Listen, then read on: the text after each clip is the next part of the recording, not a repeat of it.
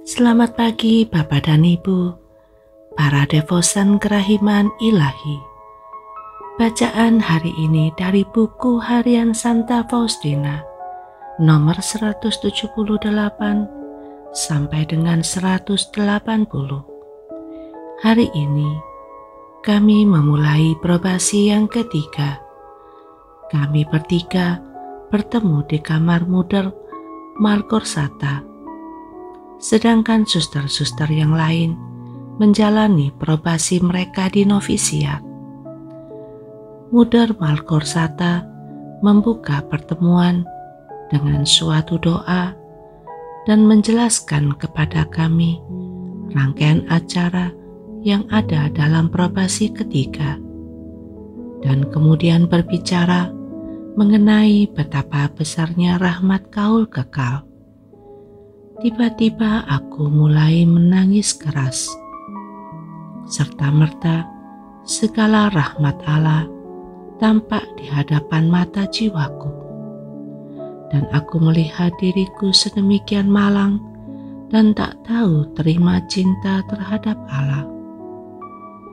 Para suster mulai menegur aku dengan berkata, "Mengapa ia tiba-tiba begitu menangis?" Tetapi Suster Malgorzata membela aku dengan berkata bahwa ia tidak heran. Pada akhir acara, aku pergi ke hadapan Sakramen Maha Kudus dan seperti orang yang paling malang dan menyedihkan, aku memohon kerahimannya agar ia berkenan menyembuhkan dan memurnikan jiwaku yang papa.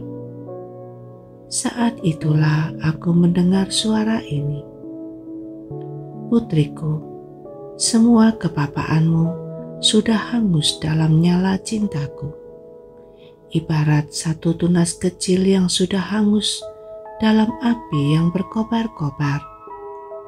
Dengan merendahkan dirimu dengan cara ini, engkau menarik seluruh samudra kerahimanku kepada dirimu sendiri dan kepada jiwa-jiwa lain." Aku menjawab, "Yesus, bentuklah hatiku yang papa ini seturut kesukaan ilahimu." Selama masa probasi ketiga, tugasku adalah membantu suster di vestiarium, ruang tempat menyimpan pakaian para suster dan sekaligus ruang untuk menjahit. Tugas ini memberi aku banyak kesempatan untuk mengamalkan keutamaan-keutamaan.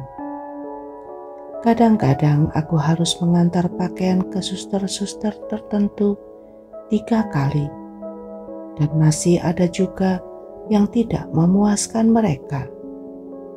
Tetapi aku juga mulai menyadari keutamaan-keutamaan besar beberapa suster yang selalu meminta barang-barang yang paling sederhana dari ruang itu. Aku kagum akan semangat kerendahan hati dan mati raga mereka. Ketika tiba masa Advent, dalam jiwaku muncul kerinduan yang membara akan Allah. Dengan sekuat tenaga, rohku bergegas menuju Allah.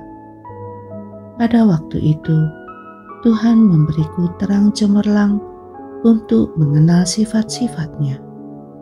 Sifat pertama yang Tuhan perkenalkan kepadaku adalah kekudusannya. Tuhan itu sedemikian kudus sehingga segala sesuatu dan kekuatan gemetar di hadapannya. Roh-roh yang murni menyelubungi wajahnya dan merunduk dalam adorasi yang tak kunjung henti.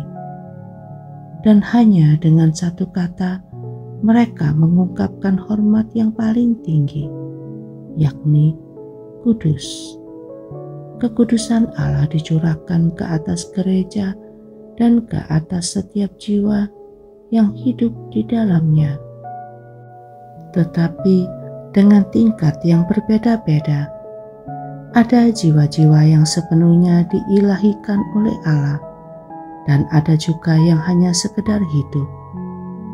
Sifat kedua yang diberitahukan Tuhan kepadaku adalah keadilannya. Allah itu sedemikian adil dan keadilannya meresap sampai ke lubuk hati segala ciptaan, sehingga di hadapannya segala sesuatu tampak sedemikian transparan, dan tidak ada sesuatu pun yang dapat menyembunyikan sesuatu darinya. Sifat ketiga adalah kasih dan kerahiman, dan aku memahami bahwa sifat Allah yang tertinggi adalah kasih dan kerahiman. Sifat ini menyatukan ciptaan dengan pencipta, kasih yang paling besar dan kerahiman yang paling dalam ini ku kenal dalam penjelmaan Sang Sabda dan dalam penebusan umat manusia.